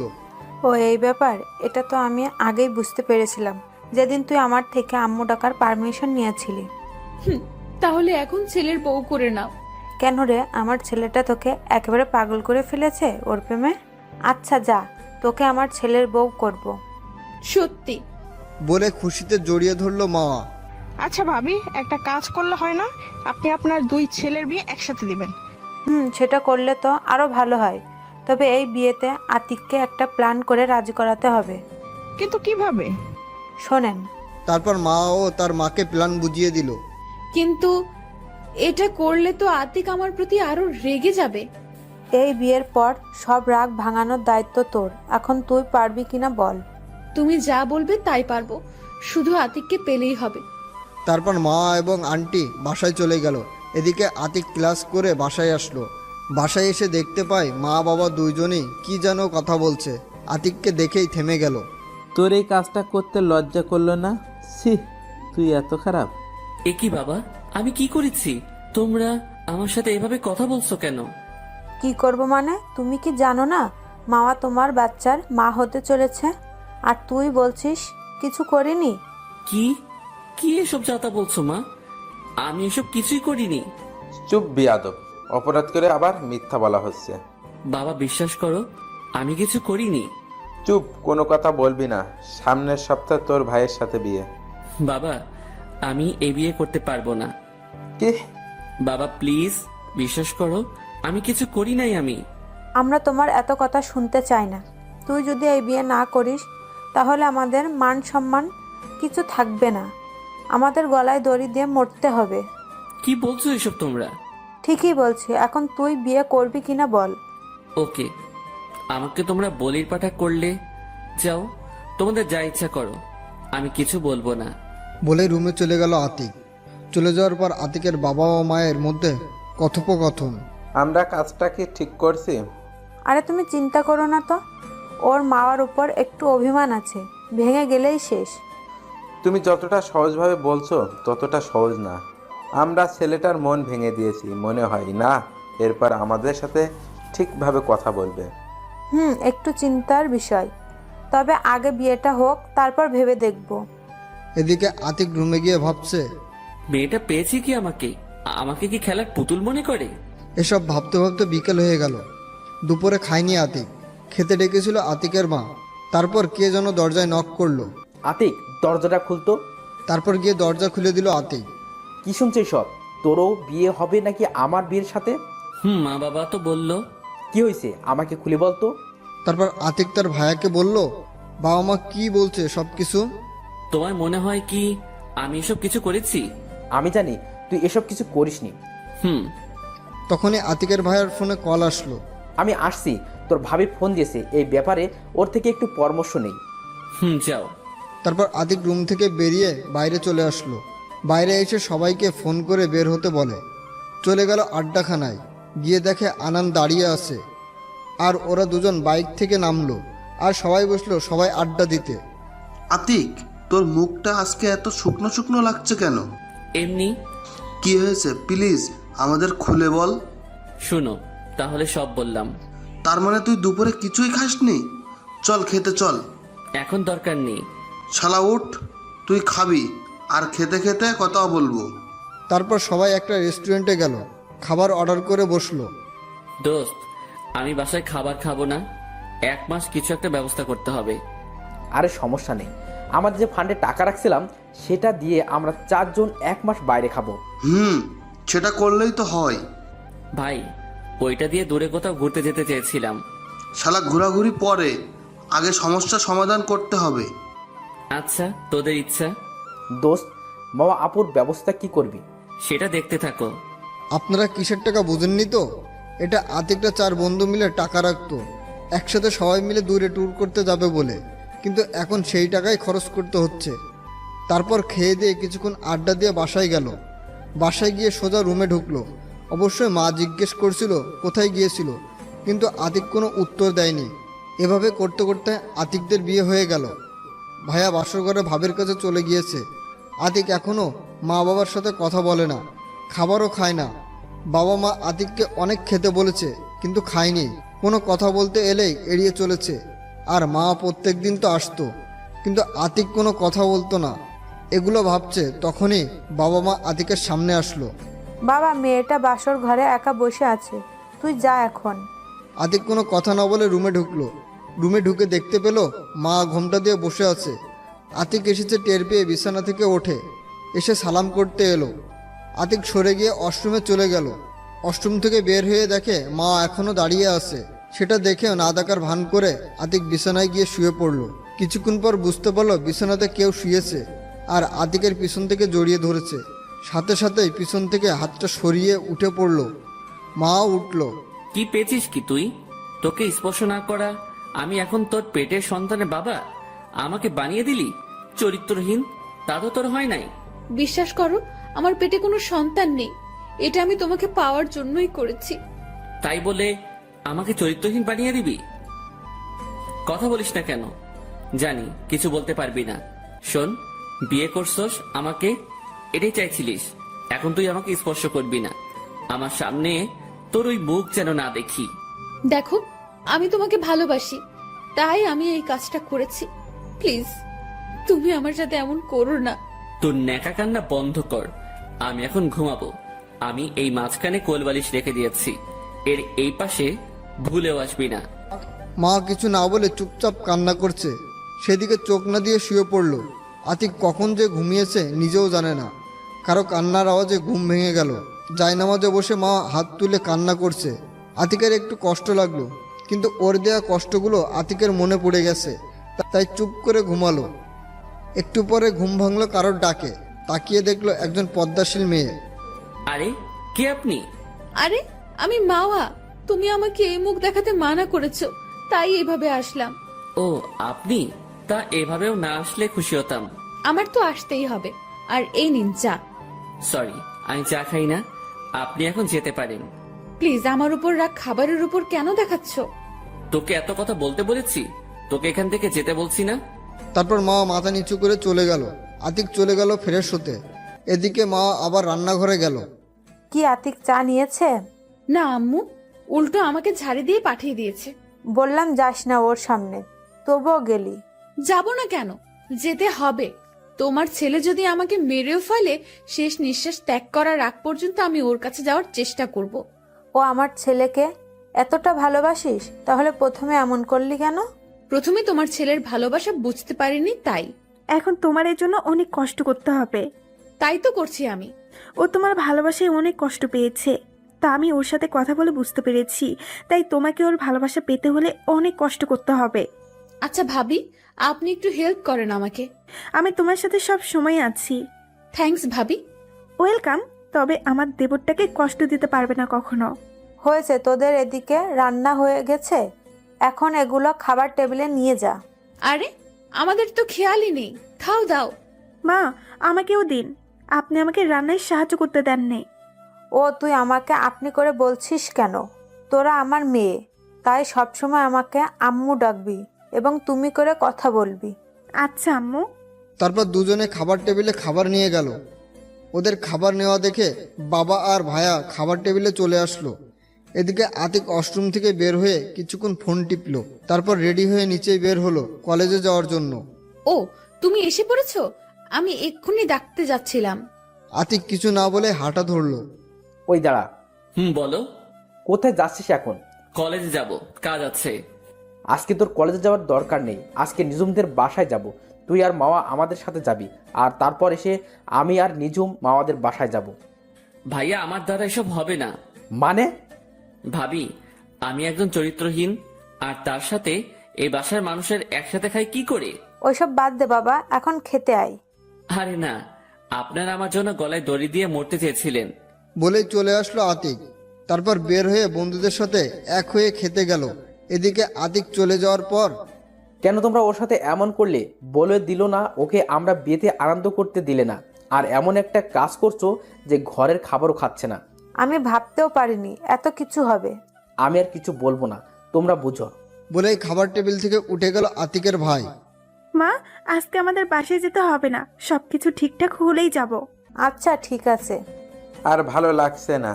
কি যে শুরু হলো বাড়িতে। আমি তোমাকে মানা করলাম এটা করতে, তবুও তুমি করলে। আমি করেছি, এটা আমি ঠিক করব। বলেই কিছু না খেয়ে চলে গেল আতিকের মা। তারপর সবাই না খেয়ে চলে গেল। আর মা তো আতিক বের হওয়ার সাথে সাথেই রুমে চলে গেছে। কিছুক্ষণ কেঁদে কলেজে যাওয়ার জন্য বের হলো। তখনই দেখে সবাই একসাথে সোফায় বসে আছে। কোথায় যাচ্ছিস সেভাবে? সকালেও দেখলাম পর্দা করছিস নাকি? এখন থেকে করব। আর এখন কলেজে যাচ্ছি। আজকে যাওয়ার দরকার নেই, কিছুই তো খাওস নাই। থাক, যতদিন তোমার ছেলে বাসার খাবার না খাবে ততদিন আমি খাবো না। এতে যদি মরে যাই তো যাব। শুধু তুই কেন, বাসার কেউই খাবে না এখন থেকে। আচ্ছা, আমি কলেজে যাচ্ছি। আচ্ছা যাও, দেখো আমার দেবরটার মন জয় করতে পারো কিনা। সেজন্যই তো যাচ্ছি। এদিকে আতিকরা খাবার খেয়ে কলেজে গেল। কলেজে গিয়ে সবাই এক জায়গায় বসে আড্ডা দিচ্ছিল। দোষ, দেখ এই কলেজে প্রথম কাউকে বোরকা পরা এত সুন্দর একটা মেয়ে দেখছি। শালা মোনার কাছে বলা লাগবে। দেখ দোষ, মেয়েটা এইদিকে আসছে। তো আমি কি করব? এর মধ্যে মেয়েটা এসে আতিকের পাশে বসলো। এ কি, কে আপনি? এখানে বসেছেন কেন? আমি আমার স্বামীর কাছে বসবো না তো কার কাছে বসবো? আতিকের বুঝতে বাকি রইল না, এটা কে। সকালের পদ্মার কথা মনে পড়ে গেল। দেখেন, আমি একা আছি, ভালো আছি, আমাকে একটু শান্তিতে থাকতে দিন। আমি জানি তুমি ভালো নেই, আর তুমি আমাকে ছাড়া একদম ভালো থাকতে পারবে না। চুপ হয়ে গেলেন কেন? বলেন, সমস্যা নেই। ও কিছু বলতে পারবে না। তারপর আতিকের দিকে তাকাতেই দেখে আতিক নেই। দূরে তাকিয়ে দেখে আতিক হাঁটছে। তখনই মা উঠে দৌড় দিয়ে আতিকের পিছন থেকে জড়িয়ে ধরলো। আতিক দাঁড়িয়ে গেল, অনুভূতিটা বোঝার চেষ্টা করছিল। তখন আতিকের আগের কথা মনে পড়ে গেল। পেছন থেকে ছাড়িয়ে 2টা থাপ্পড় মারলো। কি সমস্যা কি আপনার? আপনাকে মানা করা সত্ত্বেও কেন আমার কাছে আসেন? কি হলো, দাঁড়িয়ে আছেন কেন? যান আমার সামনে থেকে। আতিক কি করবে ভেবে পাচ্ছে না, তাই মাওয়াকে ছাড়িয়ে ক্লাসে চলে গেল। দোস্ত, তোর হাতে রক্ত। আতিক হাতের দিকে তাকিয়ে দেখে সত্যি রক্ত। তুই কিন্তু এখন বেশি বেশি করছিস। আমি কি করেছি? ওকে আমার কাছে আসতে মানা করি, তবু আসে কেন? তাই বলে এভাবে করবি?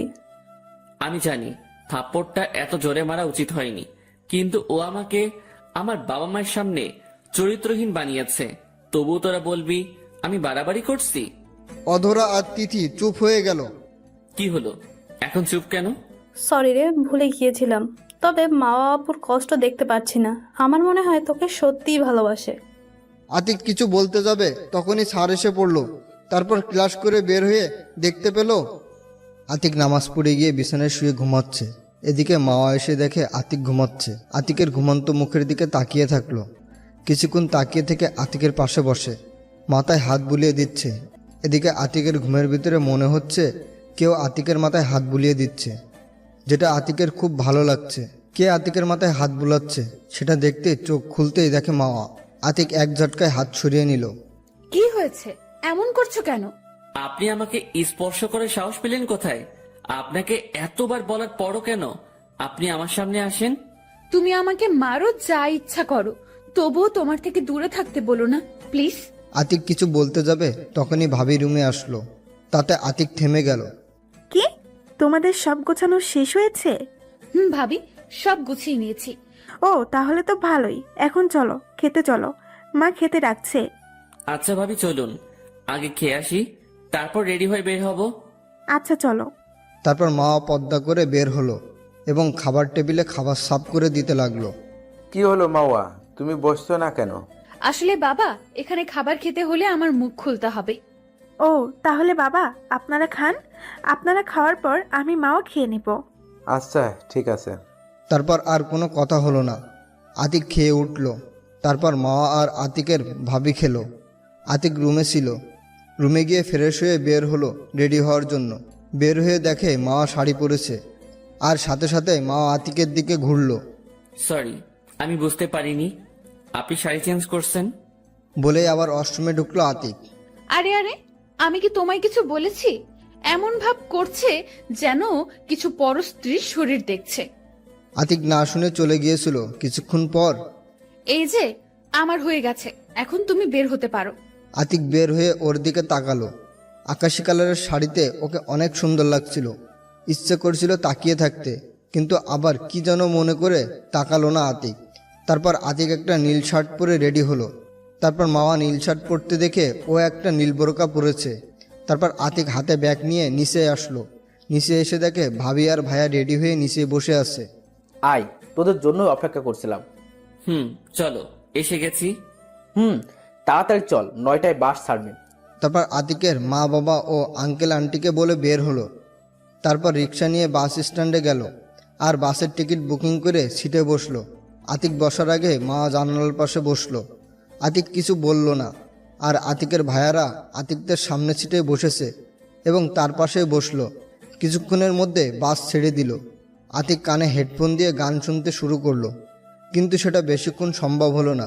মা আতিকের কান থেকে হেডফোন খুলে দিল। কি হলো, হেডফোন খুললেন কেন? হেডফোন খুলবো না তো কি করব? আমি যে তোমার পাশে বসে, তাতে তোমার বিন্দুমাত্র আক্ষেপ নেই। শোনেন, আমার উপর রাগ দেখিয়ে লাভ নেই। আমি আপনার রাগকে পরোয়া করি না। তা করবে কেন? ফেসবুকে মেয়েরা কমেন্ট করে, গল্পে তারা আছে, আমাকে দিয়ে কি করবে? শুনুন, আমি আপনাকে আগেই বলেছি আপনাকে আমার প্রয়োজন নেই। আর আমার ফেসবুকে আমার গল্প যারা কমেন্ট করে আমি তাদের বোনের মতো সম্মান করি। জানি তো। শোনো, আমার সাথে একটু গল্প করলে কি হয়? দেখো ভাবিরা কত রোমান্টিক ভাবে তাদের ট্রাভেলটা এনজয় করছে। এসব আমার সাথে করতে আসবেন না, ওকে? আমাকে একটু শান্তিতে থাকতে দিন। মা আর কিছু করলো না, শুধু আতিকের দিকে তাকিয়ে আছে আর চিন্তা করছে। এই কি সেই আতিক যে আমার শত অপমান সহ্য করেও আমার পিছু পড়েছিল? এই কি সেই আতিক যে আমার ভালোবাসা পাওয়ার জন্য কত থাপ্পড় খেয়েছে আর এখন আমাকে দেখতেই পারছে না? না, ওর উপর অনেক অত্যাচার করেছি, তাই আমাকে ওর দেওয়া কষ্ট সব সহ্য করতে হবে। এটা ভাবতে ভাবতে কেঁদে দিল মা। এদিকে আতিক গান শোনা অবস্থায় মাওয়ার দিকে তাকাতেই দেখে কাঁদছে। আতিক ভাবতে লাগলো, এতটুকুতেই এই অবস্থা? আর আমাকে কত কষ্ট দিয়েছে। কাঁদো কাঁদো, তোমাকে আরো অনেক কষ্ট সহ্য করতে হবে। তারপর বিকেলবেলা বাস পৌঁছে গেল। ভাবি, আপনার কোনো বোন আছে? আছে, কেন? একটু লাইন মারতে হবে না? আচ্ছা, বাড়ি চল, তারপর লাইন মারিস। কিসের লাইন মারবে ভাবি? তোমার বোন যদি ওর আশেপাশে আসে না, তাইলে কিন্তু একেবারে মেরে ফেলবো। হয়েছে, থাক, এখন চল। আমি রিক্সা নিয়ে এসেছি এবং যা যা লাগবে তাও নিয়ে এসেছি। তারপর আতিক আর মাওয়া একটা রিক্সা এবং ভায়া ভাবিকে একটা রিক্সায় উঠালো। কিছুক্ষণের মধ্যে নানা বাড়ি পৌঁছে গেল। তারপর তাদের সাথে কথা বলে রিক্সা আবার নিয়ে চলে গেল ভাবিদের বাসার সামনে। রিক্সা থেকে নামার পরে মা আতিকের হাত ধরলো। এ কি, হাত ধরছেন কেন? আপনি হাত ছাড়ুন। হাত ছাড়বো মানে? আমি হাত ছাড়তে পারবো না, তুমি যা করার করে নিও। বাসার দিকে তাকিয়ে দেখে অনেকে আতিকের দিকে তাকিয়ে আছে, তাই আর কিছু না বলে ওইভাবে বাসায় যেতে লাগলো। বাসার ভিতরে গিয়ে সবার সাথে কুশল বিনিময় করলো। তখনই দেখে আতিকের দিকে একটা 7 থেকে 8 বছরের মেয়ে দৌড়ে আসলো। এই মেয়ে, তুমি আমার বিয়াই মশাইয়ের হাত ধরে আছো কেন? আমি হাত ধরেছি আমার স্বামীর, তাতে তোমার কি? কি? ওসব স্বামী টামি হবে না, এখন আমি বিয়াইয়ের সাথে প্রেম করব। ওই মেয়ে চুপ! তোর বয়স কত যে আমার স্বামীর সাথে প্রেম করতে চাস? ওই, একদম আমার সাথে রাগ দেখাবে না, ওর হাত ছাড়ো। বলেই জোর করে হাত ছাড়িয়ে নিল মেয়েটা। ওই চুপ, একদম চুপ, কোনো কথা বলবে না। আমি এখন বিয়াইয়ের সাথে প্রেম করব। মাকে ধমক দিয়ে থামিয়ে এখন সবাই গোল হয়ে কাহিনী দেখছে আর হাসছে। আচ্ছা বিয়াইন, তোমার নাম কি? I love you. I love you, এটা আবার কেমন নাম?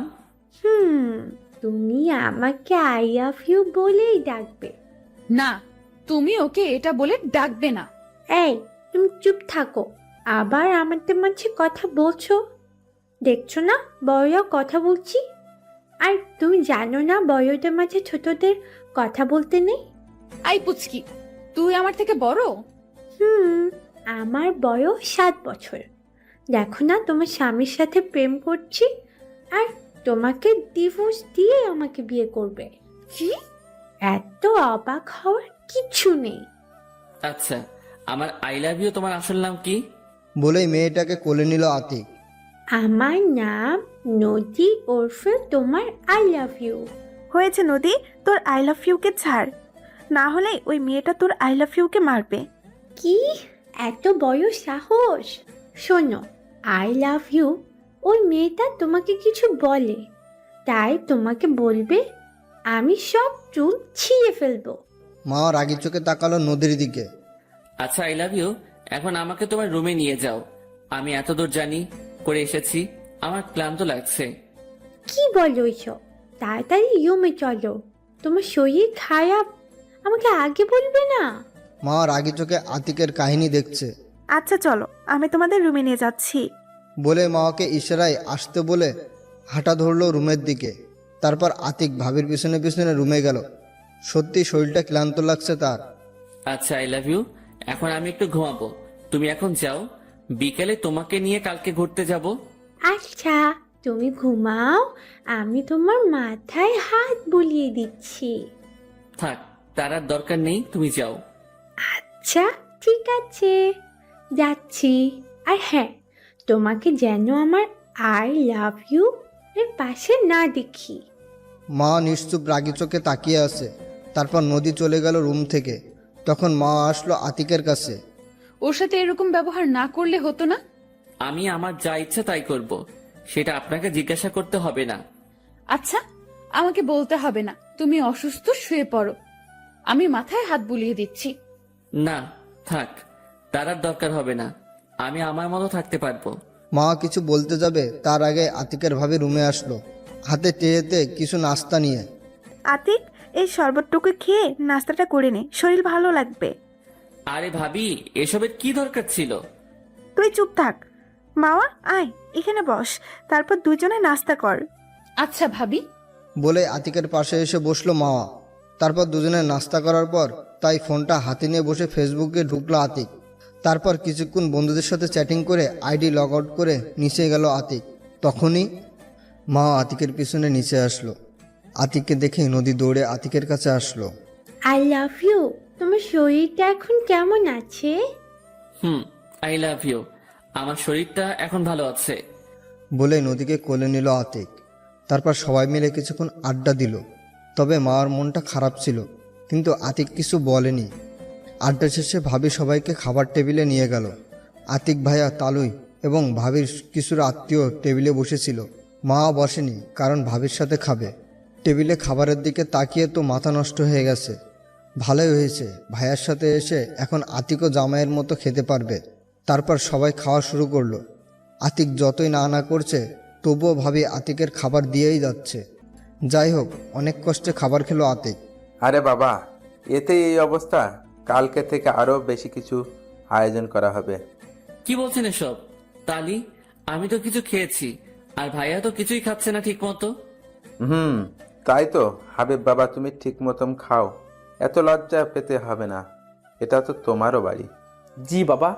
তারপর আতিক আর আতিকের ভাইয়া খাবার শেষ হলো। এরপর দুজনে উঠলো। আতিক ভাইকে বলে রুমে চলে আসলো, আর সেও রুমে গেল। আতিক বিছানায় বসে এফবি চালাচ্ছিল। তখনই নদী আতিকের রুমে আসলো। কি করছো? I love you. এই তো কিছু না, এমনি বসে আছি। ও, আমি কার্টুন দেখবো, আমাকে কার্টুন দেখাও। আচ্ছা আসো, আমি দেখাচ্ছি। তারপর কিছু কার্টুন নামিয়ে দিল আতিক। আতিক পাশে বসে সেগুলো দেখছে। কিছুক্ষণ পর মা আসলো। এই, তুমি এখানে করো কি? যাও, রুমে যাও। আই মে, তুই যাবি এ রুম থেকে? একদম আমার মেজাজ গরম করবি না। আমি এখানেই ঘুমাবো, দেখি তুমি আমার কি করতে পারো। বলে আতিকের গলা ধরে শুয়ে পড়ল। এটা দেখে মা রেগে আগুন। ও আজ পর্যন্ত আতিকের গলা ধরতে পারেনি, আর সেখানেই এই পিচ্চি মেয়ে। কি বললি তুই? আর তুই গলা ধরলি কেন? ছাড় বলছি। বলে আতিকের দিকে এগিয়ে আসলো মা। আরে আরে থামুন। না, আমি থামবো না। ওকে তোমার গলা ছাড়তে বলো। আরে আপনি কি পাগল নাকি? ওর মতো বাচ্চা মেয়ের সাথে এরকম ব্যবহার করছেন? আরে নদী, অনেক হয়েছে, এখন আসো। আচ্ছা, আমি আসছি। বলে রুমে চলে গেল নদী। মা তারপর দৌড়ে বিছানার উপর উঠে আতিকের গলা জড়িয়ে ধরল। আতিকের মেজাজটা গরম হয়ে গেল। সাথে সাথে এক ধাক্কা দিল। মা আতিকের ধাক্কার তাল সামলাতে না পেরে পড়েই পায়ে ব্যথা পেল। পা থেকে হালকা রক্ত বেরোচ্ছে। মা উঠে দাঁড়াতে পারছে না, তবুও উঠে ছলছল চোখে আতিকের দিকে তাকালো, যেটা দেখে আতিকের খারাপ লাগলো। আতিক ওকে কিছু বলতে যাবে, তার আগেই উঠে বিছানার উপর শুয়ে পড়ল মা। সরি, আসলে আমি বুঝতে পারিনি। আরে সমস্যা নেই, তুমি ঘুমাও। দেখি, এখন একটু রক্ত বেশি বের হচ্ছে। তারপর আতিকের ভাইয়াকে কল দিল। ভাইয়া, ভাবি কোথায়? কেন, ও তো এখনো নিচে। আচ্ছা ভাইয়া, ফোন করে আমাদের রুমে একটু আসতে বলো। কেন, কি হয়েছে? মামা একটু অসুস্থ হয়ে পড়েছে। আচ্ছা বলছি। তারপর ফোন কেটে আতিক কিছুক্ষণের মধ্যে ভাবি চলে আসলো। কি হয়েছে মামার? কি বলছো না কেন? আসলে ভাবি ওয়াশরুম থেকে বের হওয়ার সময় দরজার লেগে পা কেটে গেছে। আরে এত বেখেয়ালি হলে হয়, দেখে শুনে চলাফেরা করবে তো। বলে রুম থেকে বের হলো আতিকের ভাবি। তারপর হাতে একটা বক্স নিয়ে আসলো। তারপর তুলা দিয়ে রক্ত মুছে ড্রেসিং করে ব্যান্ডেজ করিয়ে দিল। তারপর ভাবি সতর্কভাবে চলতে বলে রুম থেকে চলে গেল। আতিক ভাবতে লাগলো, না, মেয়েটার সাথে এখন একটু বেশি করে ফেলেছি। এখন মেনে নিতে হবে, না হলে আমার পাঠকরা আমাকে মেরে ফেলবে। কিন্তু কিভাবে মানাবো? এগুলো ভাবতে ভাবতে মাওয়ার কাছে গেল আতিক।